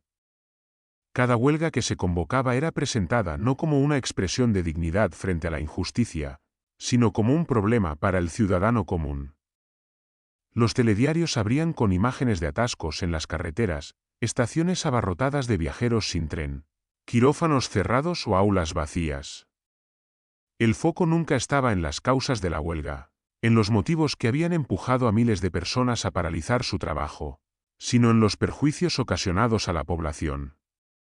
Se instaló así la idea de que la huelga no era un derecho, sino un acto de egoísmo colectivo que hacía sufrir al resto. En las tertulias televisivas y radiofónicas, los sindicatos eran caricaturizados una y otra vez como estructuras caducas, dirigidas por liberados, que vivían cómodamente a costa de las cuotas de los afiliados o de las subvenciones estatales. El sindicalista dejó de ser presentado como un compañero de trabajo que defendía derechos comunes, y pasó a ser retratado como un parásito, alguien que no trabajaba y que solo aparecía para convocar huelgas que entorpecían la vida de los demás. Esa narrativa caló especialmente en los jóvenes, que habían crecido en un mercado laboral precario y que apenas habían tenido contacto con la tradición sindical combativa de sus padres o abuelos. La idea de que las huelgas son del pasado se reforzó con insistencia. En los debates mediáticos se repetía que el mundo había cambiado, que en la nueva economía global ya no había lugar para las viejas luchas de la clase obrera. Se invitaba a economistas que hablaban de competitividad, de modernización, de flexibilidad, y que miraban con desdén cualquier protesta como un gesto anacrónico. Así, se construyó un relato donde la huelga era un instrumento inútil y desfasado, incapaz de resolver los problemas reales del presente. Este discurso no fue casual ni espontáneo. Se trataba de una estrategia cultural bien definida. Desplazar el imaginario colectivo desde la solidaridad obrera hacia el individualismo competitivo. El trabajador ya no debía verse a sí mismo como parte de un colectivo con intereses comunes, sino como un individuo que debía buscar su propia oportunidad en un mercado abierto y global. Quien se aferraba a la huelga era señalado como un obstáculo al progreso, como alguien incapaz de adaptarse a los tiempos modernos. Poco a poco, la percepción social de la huelga se transformó. Donde antes se veía un gesto de dignidad, ahora se percibía un fastidio. Donde antes se reconocía la lucha colectiva, ahora se hablaba de egoísmo corporativo. Y en ese cambio de mirada se encontraba una de las victorias más profundas del sistema: lograr que la propia población mirara con desconfianza o incluso con hostilidad a quienes intentaban resistir. El uso de campañas de miedo fue un recurso constante y tremendamente eficaz. Cada vez que un colectivo de trabajadores se planteaba alzar la voz, aparecía el mismo argumento en boca de políticos, empresarios y tertulianos: si protestáis demasiado, la empresa se marchará. No era una amenaza vacía. Las deslocalizaciones de fábricas a Europa del Este o a Asia habían demostrado que ese chantaje era real. Y el recuerdo de naves vacías y barrios enteros arrasados por el paro servía como advertencia silenciosa. El miedo se convirtió en un arma disciplinaria más potente que cualquier represión directa. Bastaba con insinuar la posibilidad de cierre para desactivar huelgas antes de que empezaran. Los medios reforzaban este discurso con titulares y reportajes que repetían la idea de que la economía era extremadamente frágil, de que cualquier alteración podía espantar la inversión extranjera. Los trabajadores eran retratados como responsables potenciales de la ruina del país si decidían movilizarse. Así, la protesta ya no aparecía como un derecho legítimo, sino como un lujo peligroso que podía hundir la competitividad. El mensaje calaba: mejor callar y conservar lo poco que se tenía, antes que arriesgarse a perderlo todo. Al mismo tiempo, la cultura del individualismo fue creciendo como sustituto de la identidad colectiva. El trabajador dejó de pensarse a sí mismo como parte de una clase obrera con intereses comunes y pasó a verse como un individuo aislado, obligado a sobrevivir en un mercado hostil. La narrativa dominante ensalzaba al emprendedor, al autónomo, al que se lo ocurra por sí mismo, mientras despreciaba la acción colectiva como un signo de debilidad o dependencia. Se cultivó la idea de que cada uno debía ser responsable de su éxito o de su fracaso, y que el Estado y los sindicatos ya no estaban para garantizar derechos, sino para acompañar a quienes se esforzaban. Las redes sociales reforzaron esta transformación. Allí, millones de personas encontraron un espacio para desahogarse, para compartir quejas y frustraciones, pero sin capacidad real de organización. El malestar se volcaba en tweets, en publicaciones, en memes, en hilos interminables que generaban sensación de comunidad, pero que rara vez trascendían al mundo físico. La energía que en otra época habría alimentado huelgas y asambleas se disipaba en debates digitales, en polémicas pasajeras que servían como válvula de escape. La indignación encontraba cauce, pero quedaba atrapada en pantallas que no paralizaban fábricas ni obligaban a negociar convenios. El individualismo y las redes se combinaron en un círculo perfecto para el control social. Cada trabajador vivía su precariedad como un problema personal, la compartía en Internet, encontraba a otros en la misma situación, pero todo quedaba reducido a un ruido fragmentado que no amenazaba al sistema. La protesta se convertía en catarsis virtual, no en acción real. Y mientras tanto, las empresas y el Estado consolidaban un modelo en el que la rabia se disolvía antes de materializarse en resistencia organizada. La entrada en el euro fue presentada como un salto histórico hacia la modernidad, una especie de graduación europea que simbolizaba que España había dejado atrás definitivamente la pobreza y el atraso del pasado. Los políticos mostraban las nuevas monedas con entusiasmo, los medios repetían que era el paso definitivo hacia la estabilidad, y se instaló la idea de que pertenecer al club del euro significaba estar a salvo de crisis profundas. Sin embargo, lo que no se decía con tanta claridad era el precio que había que pagar, la pérdida de soberanía en la política económica. Al integrarse en la moneda única, España renunció a herramientas fundamentales como la devaluación de su moneda o el control directo sobre los tipos de interés. Eso significaba que, ante una crisis, ya no se podía ajustar el rumbo con medidas propias, sino que había que esperar a las decisiones tomadas en Bruselas o en Frankfurt.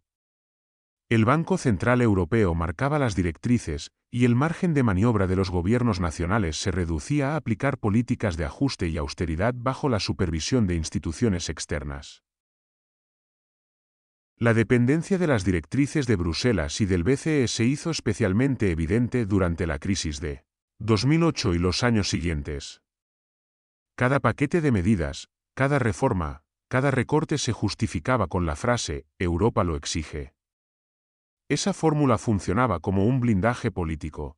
Cualquier decisión impopular se presentaba como una obligación inevitable, una condición para recibir ayudas o evitar sanciones. El gobierno se convertía en un ejecutor de órdenes ajenas, mientras la población percibía que su voto apenas tenía impacto real en la orientación económica del país. La pérdida de soberanía se sentía en la vida cotidiana.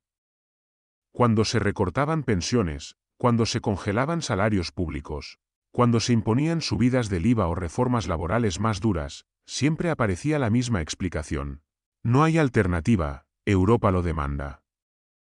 La democracia quedaba reducida a un ritual formal, porque las grandes decisiones estaban condicionadas por organismos externos que nadie había elegido directamente.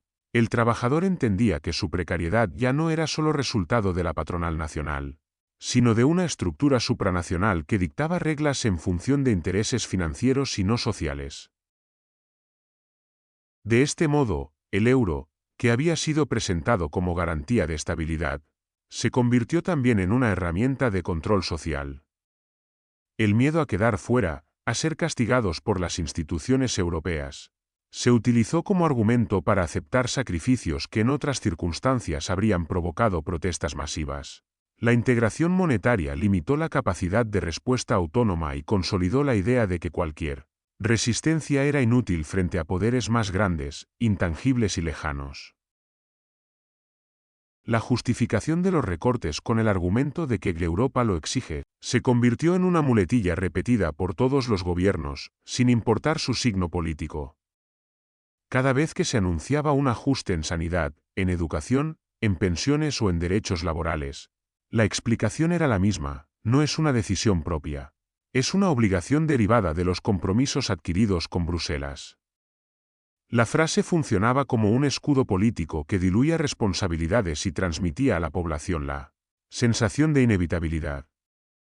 Como si las decisiones no fueran fruto de un proyecto ideológico, sino de una fatalidad económica. Ese recurso resultaba doblemente eficaz. Por un lado, presentaba a los gobernantes como meros gestores que solo podían obedecer, anulando cualquier margen de debate democrático. Por otro, desarmaba a los ciudadanos, que entendían que sus protestas de poco servían porque las órdenes venían de arriba, de instancias que ni siquiera podían presionar con una huelga o una manifestación. El mensaje calaba: resistirse era inútil porque las reglas estaban dictadas por fuerzas lejanas e inalcanzables. En paralelo, la amenaza de la deslocalización se consolidó como el chantaje perfecto contra cualquier intento de huelga. Si un grupo de trabajadores intentaba organizarse para exigir mejoras, la empresa respondía recordando que podía llevarse la producción a otro país con costes más bajos. No era una amenaza vacía. Las décadas anteriores habían demostrado que fábricas enteras podían desaparecer de la noche a la mañana para reabrir en Europa del Este o en Asia.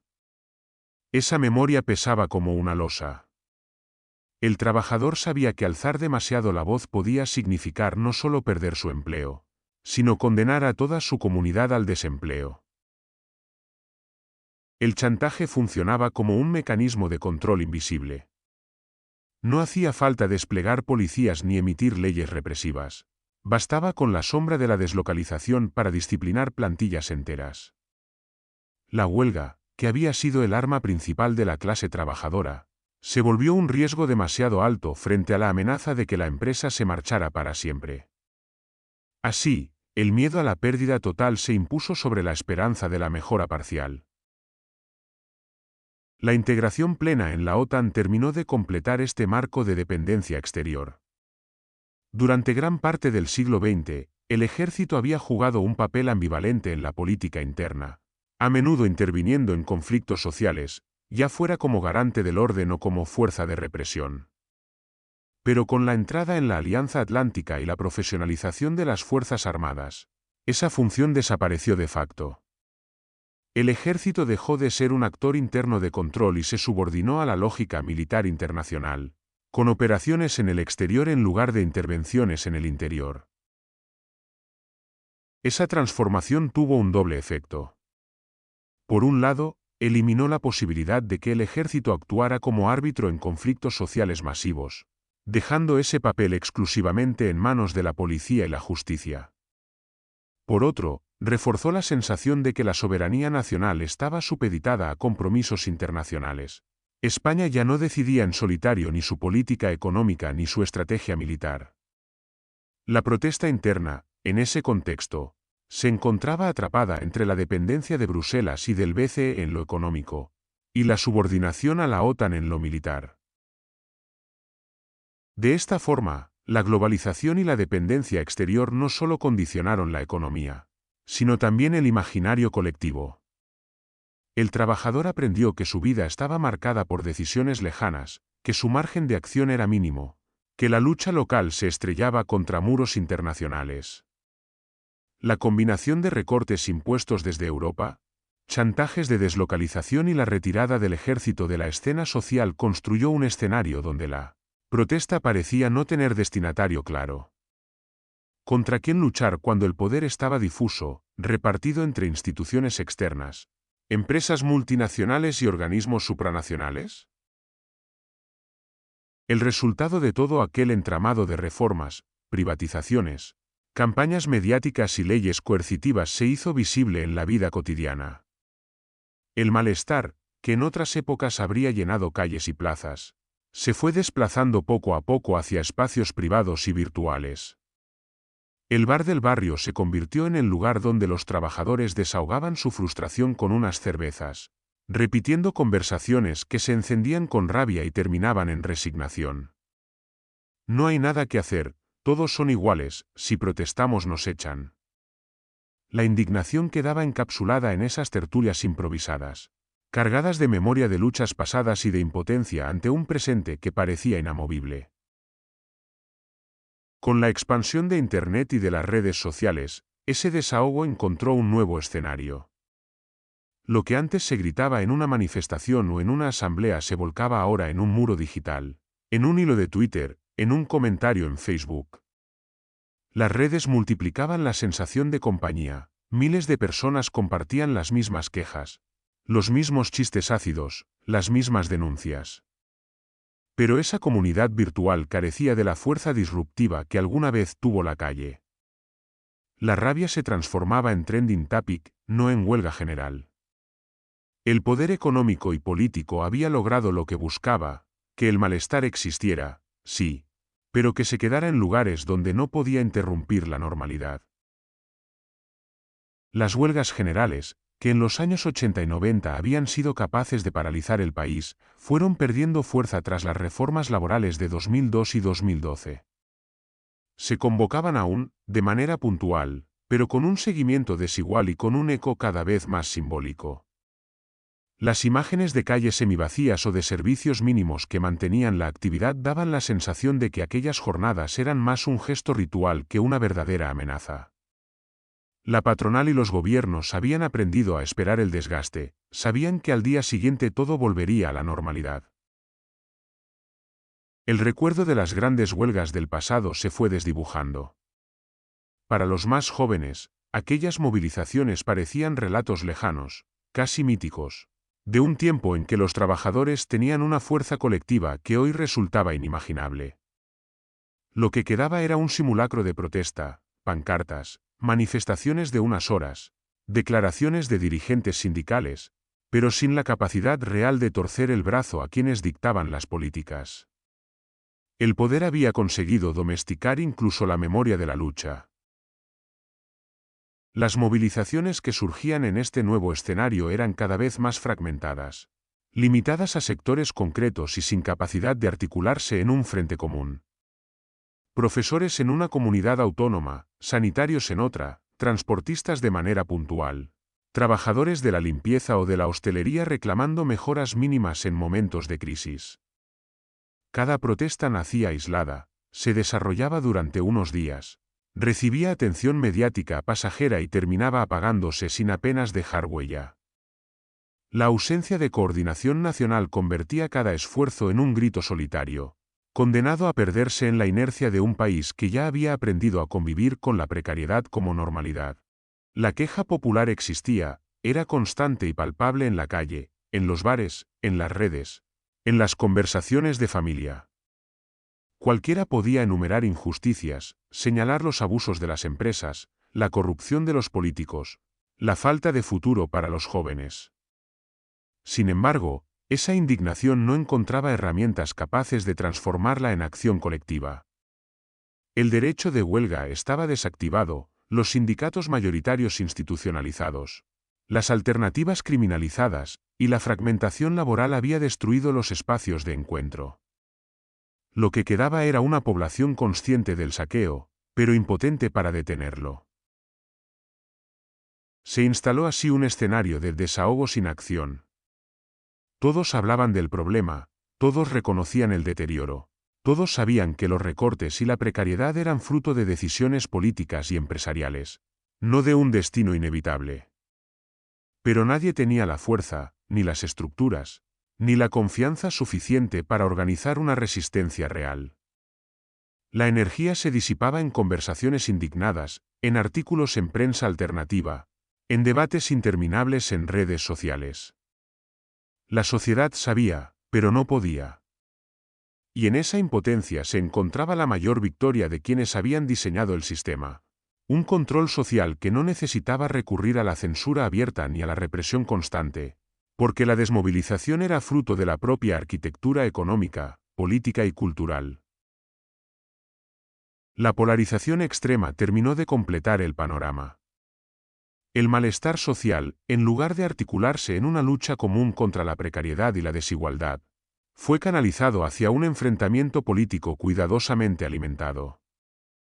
Los partidos se presentaban como polos opuestos, con discursos encendidos que dividían a la sociedad en bandos irreconciliables. Pero más allá de la retórica, todos compartían la aceptación del marco económico impuesto por Bruselas, por las multinacionales y por los intereses financieros. La confrontación era real en las palabras, pero ilusoria en las decisiones de fondo. El gobierno y los llamados falsos partidos mantenían así el equilibrio. Permitían que la población se desahogara en debates sobre símbolos, identidades y discursos ideológicos, mientras las políticas centrales, las reformas laborales, las privatizaciones, los recortes, la subordinación a Europa, se mantenían intactas. La gente discutía con pasión sobre banderas, sobre líderes, sobre partidos que prometían cambios radicales, pero que en el poder repetían las mismas recetas. El ruido de la polarización servía como cortina de humo que ocultaba el verdadero consenso, la aceptación de un modelo basado en la precariedad estructural y en la impotencia colectiva. De este modo, al llegar a 2025, el país se encontraba atrapado en un ciclo de quejas sin acción, de indignación sin organización, de polarización sin alternativa. Todos sabían del saqueo, todos lo señalaban en voz baja o en un post en redes, pero nadie lo frenaba. El control social había alcanzado su objetivo, no hacía falta prohibir la protesta, porque la protesta se había vaciado de fuerza. No hacía falta censurar, porque la gente ya hablaba sin consecuencias. El sistema había logrado domesticar la rabia, encapsularla en espacios inofensivos y dividirla en bandos estériles. Y así, bajo la apariencia de democracia y libertad, se sostenía un modelo donde el malestar se aceptaba como parte natural de la vida, sin que nunca llegara a convertirse en resistencia real.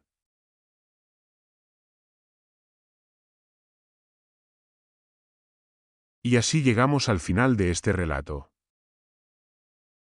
Gracias por acompañarme en este viaje a través de las palabras. Espero que hayas disfrutado la historia tanto como yo al compartirla contigo. Recuerda que en la biblioteca siempre habrá un nuevo mundo que descubrir, una voz que escuchar, un eco que revivir. Hasta la próxima, y que tengas muy buenos días, tardes o noches. No olvides suscribirte y dejar tu like para seguir explorando juntos más relatos.